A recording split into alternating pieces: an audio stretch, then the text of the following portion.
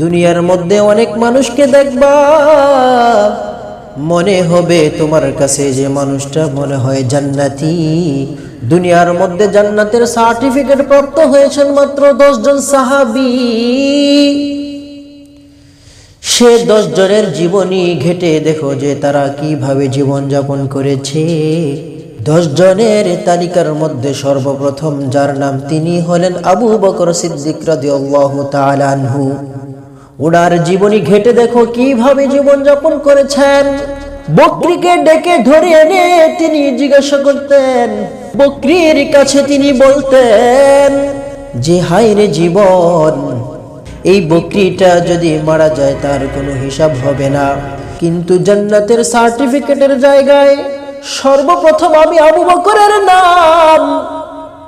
আমার ভয় হয় যে আল্লাহ যদি আমার কাছে হিসাব নেন, যে আবু বকর তোমাকে এত সুযোগ দিয়েছি, তোমাকে আল্লাহর নবীর হিজরতের কঠিন মুহূর্তে বন্ধু বানিয়ে দিয়েছি, এত সুযোগ পেয়েছো, তুমি কি করতে পেরেছো ইসলামের জন্য?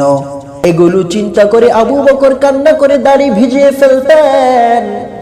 কিন্তু আমাদের অবস্থা কেমন? জান্নাতের কোনো গ্যারান্টি নাই, তারপরেও দিনের পথে চলতে চাই না। মসজিদে জামাত হচ্ছে, মাঠে আমরা টিভি দেখতেছি, মসজিদে দিনের আলোচনা চলতেছে, আমরা ঘর বাড়িতে বসে আছি। অথচ আবু বকর ইসলামের জন্য কত কিছু করেছেন। তাদের অবস্থা যদি এমন হয়, আমাদের অবস্থা কি হবে?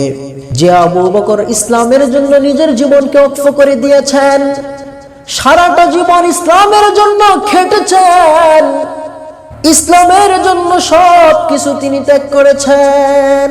এই জন্য আবু বকরকে আল্লাহ পাক রব্বুল আলামিন দুনিয়ায় থাকাকালীন জান্নাতের মতন মহা নিয়ামতের সার্টিফিকেট আল্লাহ দুনিয়ায় দিয়ে দিয়েছেন। हर दौर में बातिल ने बहुत जोर लगाया, लेकिन न बुझी मशाल कुरान मुहम्मद। उम्मत में अबू बकर का शान नहीं कोई, उम्मत में अबू बकर का शान नहीं कोई, जो पास था सब कर दिया कुर्बान मुहम्मद। मैं और मेरे माँ बाप हो कुर्बान मुहम्मद।